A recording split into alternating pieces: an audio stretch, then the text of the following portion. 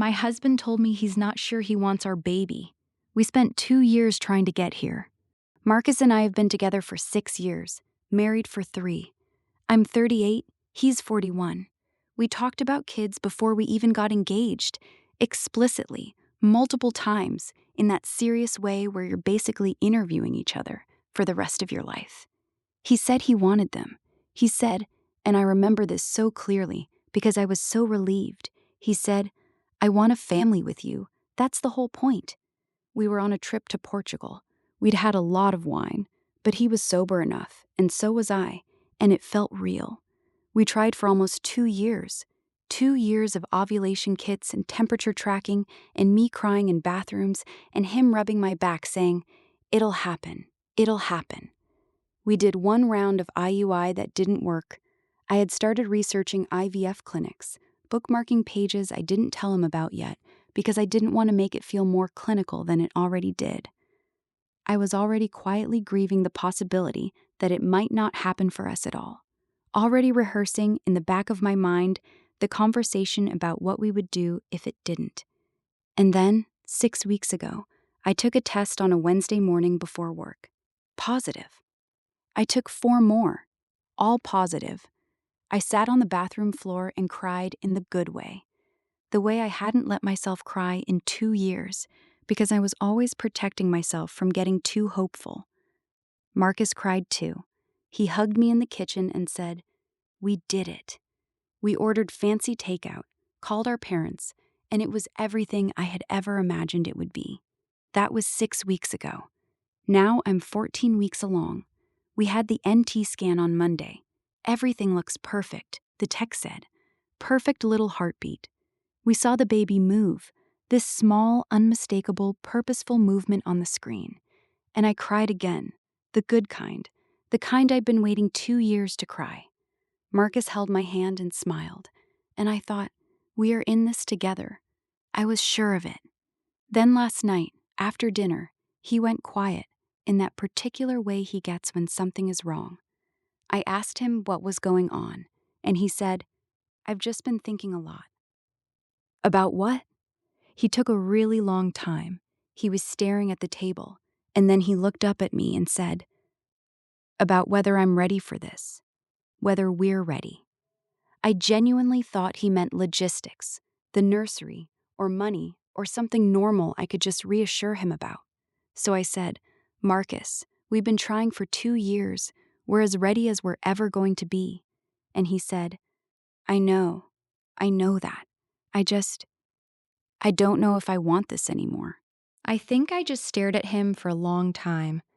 I don't actually remember what my face did. I remember the refrigerator humming. I remember thinking, that's a weird thing to notice right now. "What does that mean?" I said. Not even a question. I couldn't make my voice do the question mark. He said he'd been feeling overwhelmed and trapped, that he loved me, but the reality of it was hitting him differently than he'd expected. He said the scan on Monday had made it more real, and that he'd been spiraling ever since. "The scan," I said. "The scan where we saw our baby moving. That's what made you spiral." He said yes. I asked him if he was saying he wanted me to terminate the pregnancy. He said he wasn't saying that. He was just sharing his feelings and being honest with me. I told him that at 14 weeks, with a healthy pregnancy we tried for 2 years, sharing feelings about not being sure you want the baby is not a neutral thing to say. That it's not like telling me you're unsure about repainting the kitchen. He said he knew that. He said he wasn't trying to pressure me. He just didn't want to pretend. "You've been pretending for 6 weeks? You were pretending when you cried in the kitchen?" He said he didn't know. He said maybe the crying was real and the doubt came later. He said he didn't understand it himself. I slept in the guest room. I haven't really talked to him today. He texted me this morning saying he loves me, he's sorry, and he wants to talk more tonight. I said okay. The thing that's eating me alive is this. I am 38 years old. This pregnancy, my doctor has told me, is medically something of a miracle, given my age and the trouble we had conceiving. If I'm being honest with myself, I probably have a very slim chance of getting pregnant again, even if I wanted to try. This isn't a situation where I can just wait and try again in a year if things go sideways. And I want this baby. I wanted this baby before it even existed. I have wanted this for years, but I can't make Marcus want it. I can't logic him into being a present, engaged father. I've read enough to know that a resentful, checked out father does its own kind of damage. I keep coming back to the same loop. He said he wanted this. He said it for years. He cried when I got the positive test. He held my hand at the scan. And now, at 14 weeks, when there is no version of let me think about it that doesn't cost me something enormous, now he decides to be unsure? When exactly was the window where this was okay to say? I genuinely don't know if I'm being unfair to him by being this angry. People are allowed to have complicated feelings. I know that. My best friend is Marcus's cousin, so I can't call her. My mom would spiral in her own way and make it about her. I have a therapist, but her next available appointment isn't until Thursday. He just texted, I think I need to talk to someone. Like a therapist. I think something is going on with me that's bigger than just the baby stuff. Part of me is relieved. He's recognizing something is wrong. That's good. Part of me is furious, because why is this my problem to manage? And part of me, the part I'm most ashamed of, is scared that he's about to tell me something that completely reframes everything, and I won't be able to be as straightforwardly angry as I am right now. And right now, the anger is the only thing keeping me functional. He just called. I didn't answer. He left a voicemail. I haven't listened to it yet. I'm sitting here with my phone in my hand and the little voicemail notification on the screen, and I can't make myself press play yet. I don't know what I'm waiting for. Maybe just another minute of not knowing. The baby is fine. I keep reminding myself, the baby is fine. Whatever is happening with Marcus, the baby is fine. Update 1. I listened to the voicemail 4 times. A Trader Joe's employee came out to do cart retrieval and looked at me through the windshield, and I gave him a thumbs up. I don't know why I did that. The voicemail is 3 minutes and 40 seconds long. I know because I kept staring at the little timer bar while it played. He was crying. Not the good kind. The ugly, falling apart kind I have only heard from him maybe twice in 6 years. Once when his dad had a health scare. Once when his best friend from college died. He said, I need to tell you something, and I should have told you before now, and I'm so sorry I didn't. I didn't know how. And then you were pregnant, and it felt like the worst possible time. And then every week that went by made it harder to say. I know that's not okay. I know. And then, my brother called me in January about my dad. There are some things that happened when we were kids that I've never told you about. My dad wasn't who I let you think he was. And I've been thinking about being a father, and I keep seeing him, and I can't. I don't know how to not become him. I'm scared I'm going to become him. I've been sitting with that. I don't know what things that happened means. I don't know what his dad did. Marcus's dad died 4 years ago, before we got together.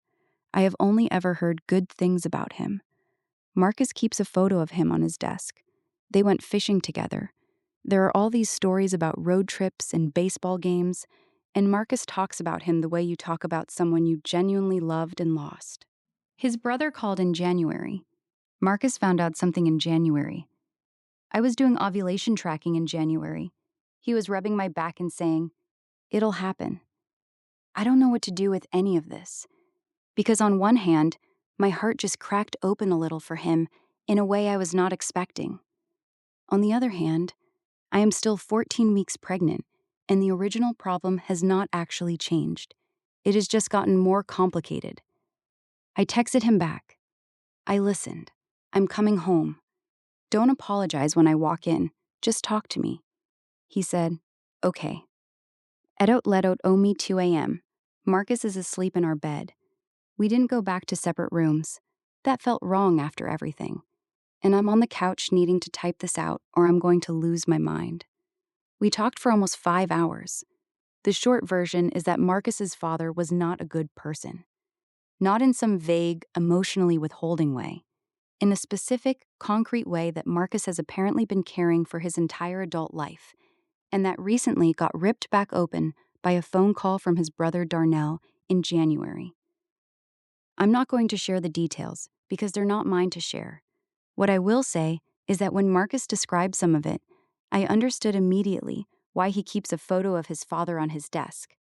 Because the whole thing is wrapped up in that complicated grief where you love someone and they also hurt you. And those two things don't cancel each other out. They just sit there together, making everything impossible.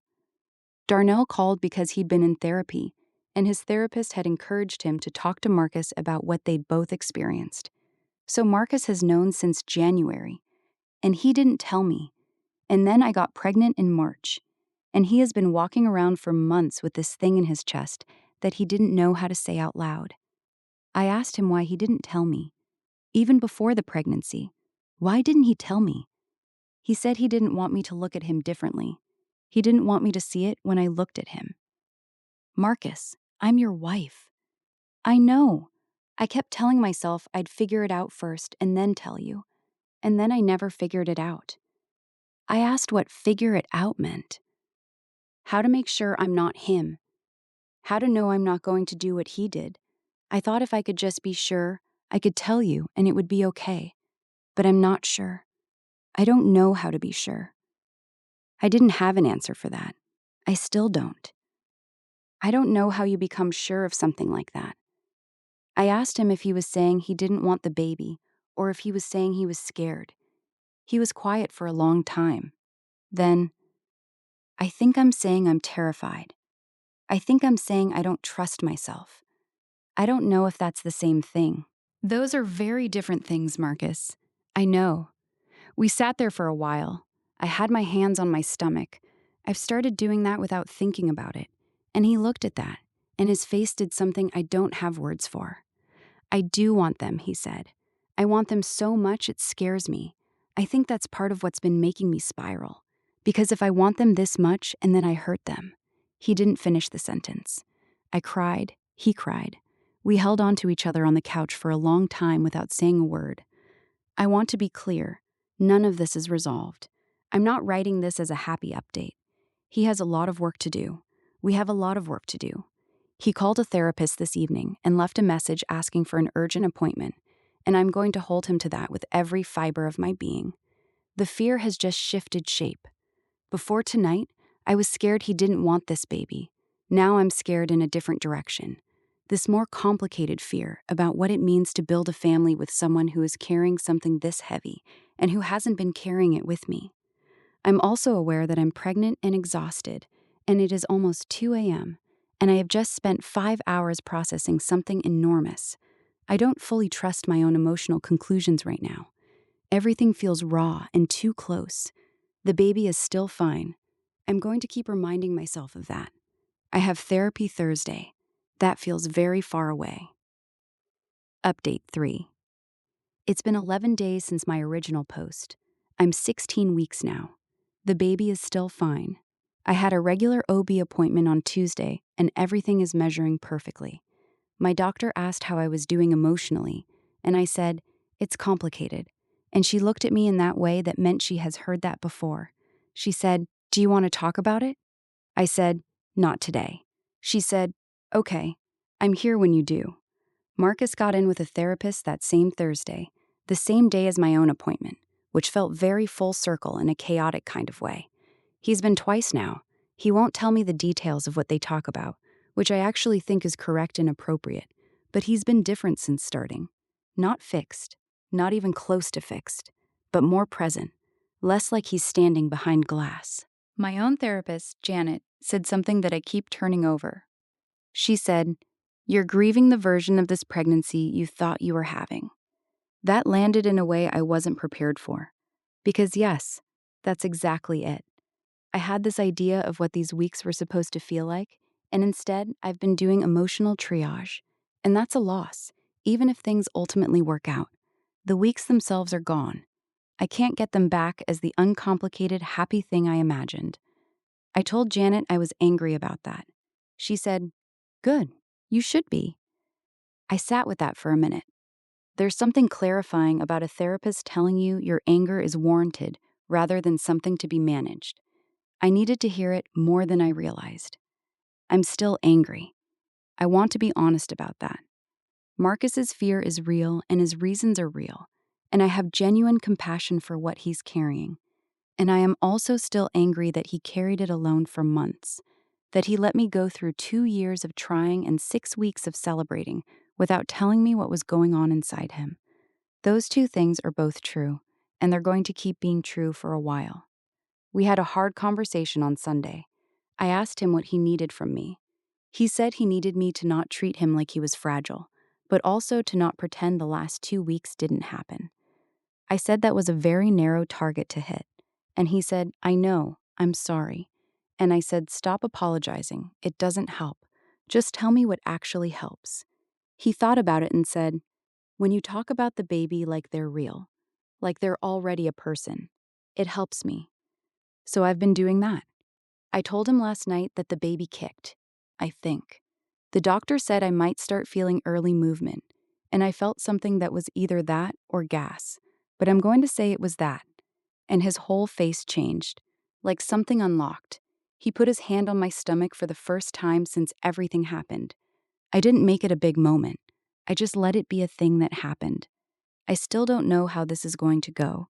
I'm 16 weeks pregnant, and my husband is in therapy working through something that I don't fully understand, and that he's only just beginning to excavate.